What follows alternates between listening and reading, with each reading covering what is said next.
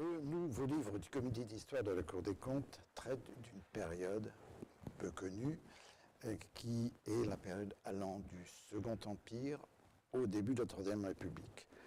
À la fin du Second Empire, la Cour des comptes se porte bien. Elle est l'organe de contrôle des finances publiques. Elle occupe un fort beau palais au bord de la Seine avec le Conseil d'État, le palais d'Orsay. Pour tout arranger, elle a su dénoncer en temps voulu les irrégularités commises par le préfet Haussmann dans les grands travaux de la ville de Paris. Donc on pourrait dire que c'est une période très prospère pour la Cour des comptes. Tout va changer avec la chute du Second Empire, le 4 septembre qui suit la défaite de Sedan dans la guerre franco-prussienne, la capture de Napoléon III, et la Cour des comptes se retrouve assiégée comme tous les Parisiens.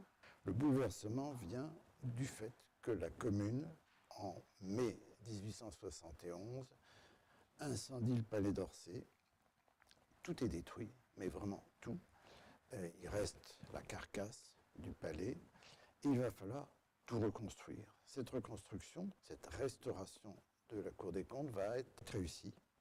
Et on le doit largement à Ernest de Royer, le premier président de l'époque, qui est resté 15 ans en fonction du Second Empire jusqu'à sa mort en 1877. Ernest de Royer va savoir organiser, dynamiser, utiliser au mieux les quelques salles dont il dispose au Palais Royal, sachant que les magistrats, eux, sont priés de travailler à domicile. Et dans les années 1880, on voit apparaître les premières entreprises publiques avec des compagnies de chemin de fer. Il aurait fallu à ce moment-là modifier la réglementation budgétaire et comptable. Il aurait fallu faire des réformes. La période n'est pas propice. Ces réformes elles attendront que la Première Guerre mondiale les rende absolument nécessaires. Elles attendront l'entre-deux-guerres. Quant au relogement de la Cour des comptes, il se fera, mais il se fera au Palais Cambon, qu'elle occupe toujours. Il se fera en 1912. C'est dire le temps qu'il aura fallu à la Troisième République.